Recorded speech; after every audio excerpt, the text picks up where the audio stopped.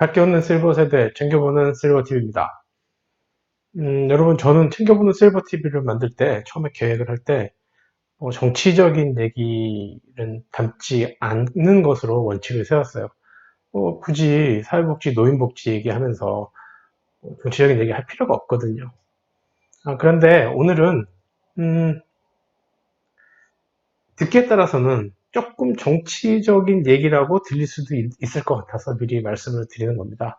근데 뭐 들어보시면 아시겠지만, 어디까지나 사회복지를 공부하고 노인복지를 전공을 한 제 입장에서 몇몇 정치하시는 분들이 최근에 보이는 그런 마음에 안 드는 그런 행태에 대해서 따지는 뭐 그런 내용이에요. 그래서 뭐 절대 정치적인 내용은 없습니다. 다만 현실과 다른 얘기들을 하시는 분들이 계셔서 그분들께 몇 말씀 드리고자 오늘 영상을 좀 이렇게 만들어 봅니다. 며칠 전에 제가 그 유튜브로 라디오 방송을 이렇게 듣는데 우리나라 지자체장 중에 한 분이 방송에 출연하셔서 인터뷰를 하셨어요. 코로나에 대해서 뭐 이렇게 대응한 경험에 대해서 그 성과 부분을 평가하는 그런 인터뷰를 하시는 내용이었는데 인터뷰 듣고 있다가 인터뷰 내내 자꾸 뭐 이 본인이 맡고 있는 책임을 져야 하는 지자체와 그리고 우리나라, 대한민국을 자꾸 이렇게 헷갈리는 그런 말씀을 하시더라고요. 그래서 제가 좀 듣기 불편했어요.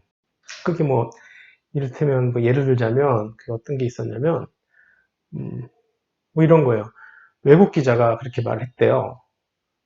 대한민국 사람들을 빼고는 모두가 대한민국이 선진국이라는 걸 안다.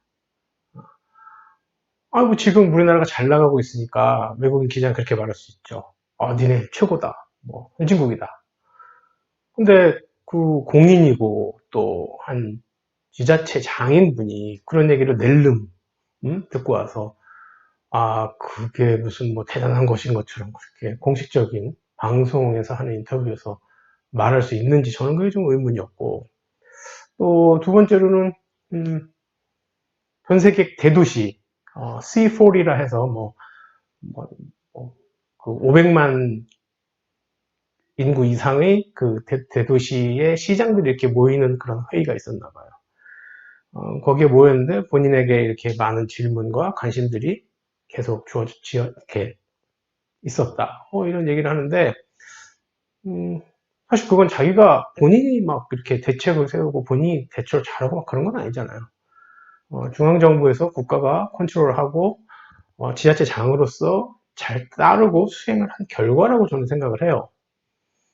그런데 그분이 하시는 말의 어떤 태도라든지 전달되어지는 그 뉘앙스가 본인이 굉장히 막 주도적으로 잘하고 그래서 자기가 우리나라를 대표해서 참석을 했다는 듯한 느낌을 이렇게 좀 전하는 것 같더라고요.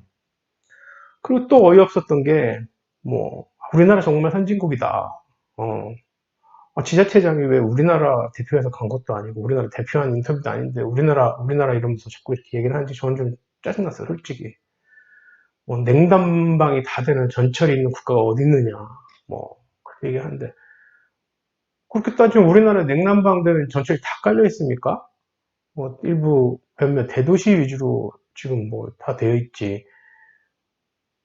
그거 이렇게 조그만 예를 갖고 지나치게 일반화해서 이제 뭐 우리나라는 완전히 선진국이고 너무 좋은 나라고 막 이런 얘기를 막 하는 거예요. 그러면서 뭐 우리가 뭐 막 이렇게 해나가야 되고 우리가 뭘 만들어 놔야 되고 뭐 선도해야 되고 되게 불편하더라고요. 좋아요, 그렇게 하시는 거. 근데 잘 모르는 사람들이 들으면 특히 라디오 같은 데서 그렇게 말씀하시면 이, 아, 이, 우리나라가 이제, 그래? 뭐 선진국인가? 뭐, 그러니까 뭐 이렇게 긴급 재난지원금 뭐 이런 것도 주고 이러는구나. 뭐, 이렇게 그냥 바로 믿어버리거든요. 그분이 정치적인 인지도가 없는 분도 아니고, 상당한, 나름, 다음에 대권 도전 후보자로 분류되는 분이에요. 잠룡이라 하죠. 그러니까 그 정도의 사회적인, 정치적인 파워를 가진 분이 그렇게 인터뷰 하시면서 가볍게 말씀을 하신다는 건 저는 굉장히 좀 의아했어요. 전 개인적으로 예전에 그분 좋아했거든요. 자꾸 선진국 그러시는데 제가 또 공부하는 게 사회복지, 노인복지 쪽이니까 그분께 대묻고 싶었어. 진짜 선진국 기준이 뭐를 갖고 선진국이라고 얘기를 하느냐. 여러분 아시겠지만 우리나라 지금 사회복지 예산은 정확히 수치를 말씀 안 드려도 아실 거예요. 이 지난 영상에서 너무너무 많이 말씀드렸어요. OECD 국가 중에서 우리나라 지금 사회복지 예산이 완전 하위권이거든요. 네. 그리고 선진국 하는데 그 위키피디아 같은 데 들어가서 선진국 구분하는 거 이렇게 보면 지금까지 나와 있는 선진국으로 따진 지표가 있는데 그 지표 8개 합산한 거 이렇게 중에서 거기에 해당되는, 우리나라 해당되긴 하는데 겨우 들어가 있는 거예요, 우리나라. 그러니까 막 이제 중진국에서 선진국 이제 막 들어가려고 하는 정도, 그렇게, 예, 경제 규모로 따지면 되죠. 근데 제가 말씀드리는 거는 전반적인 삶의 질을 얘기하는 거예요.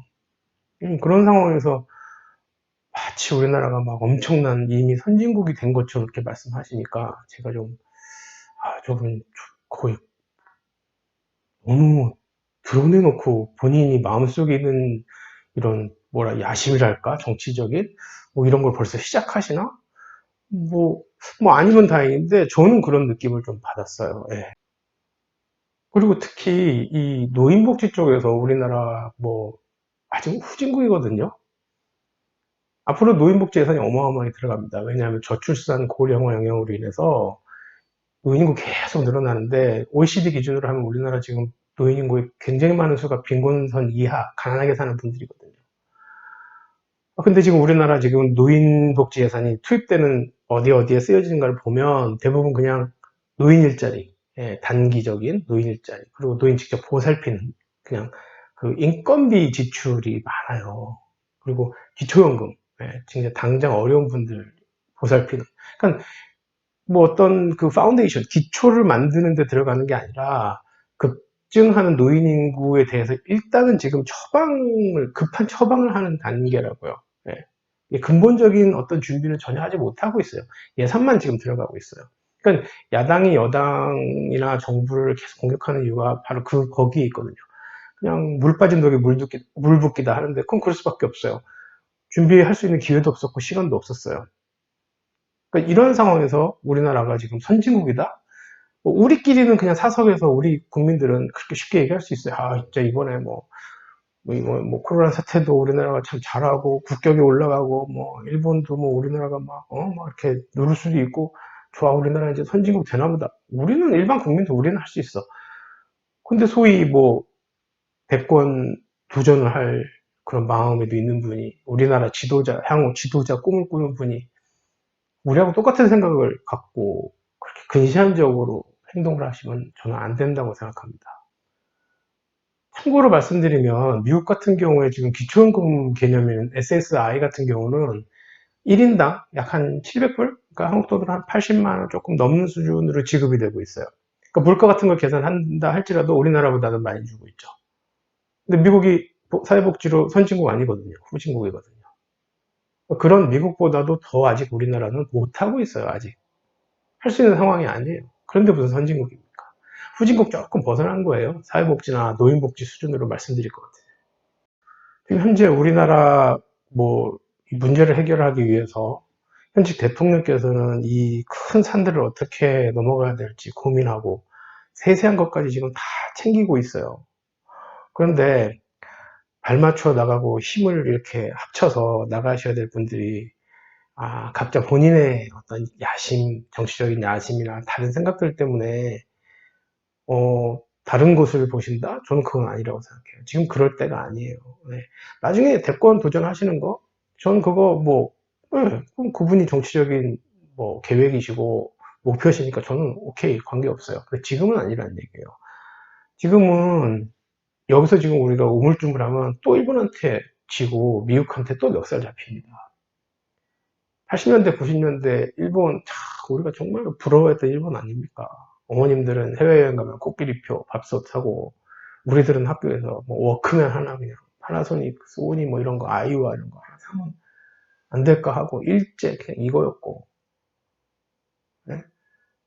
나리타 공항 가니까 한국말로 다 화장품 같은 것도 뭐 한국말로도 다 돼 있더라고요. 진짜로 다.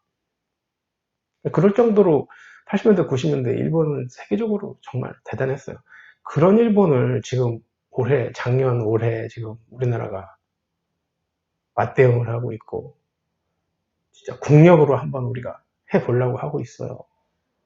지금 여기서 우리가 다른 생각을 하면 절대 안 됩니다.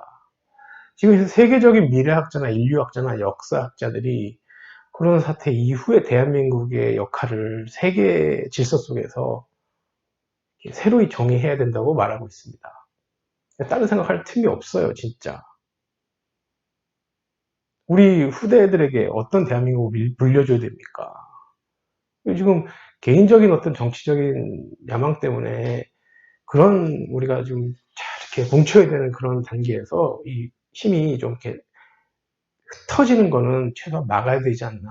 저는 솔직히 그렇게 개인적으로 생각을 합니다. 이건 뭐 정치적으로 진보, 보수 이걸 떠나서. 네. 그래서 저는 사회복지 공부하고 노인복지 공부하는 학자로서 정치적인 이해관계 다 떠나서요.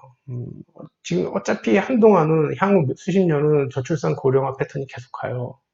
그래서 어르신들을 위해서 우리 사회 어르신들을 위해서 이상적인 정책을 내기 위해서 목소리를 높일 거예요. 네. 뭐 노인이라 해서 정부가 주는 대로 그냥 수동적으로 받기만 하는 그러한 고령층으로 만들고 싶지 않아요. 제가 배운 게 그거고 제가 또 알고 있는 게 그거다 보니까 어떻게 해서든지 우리 사회 노인들을 어, 사회적인 목소리, 인권, 뭐 자율성 이런 것들에 대해서 좀 강조할 수 있고 사회적인 관심을 이렇게 끌 수 있게 하는 그런 역할을 좀 앞으로 하려고 합니다. 그러니까 여러분들께서 우리 챙겨보는 실버TV도 좀 많이 사랑해 주시고 관심 좀 가져주십시오. 앞으로 더욱더 열심히 노력하겠습니다.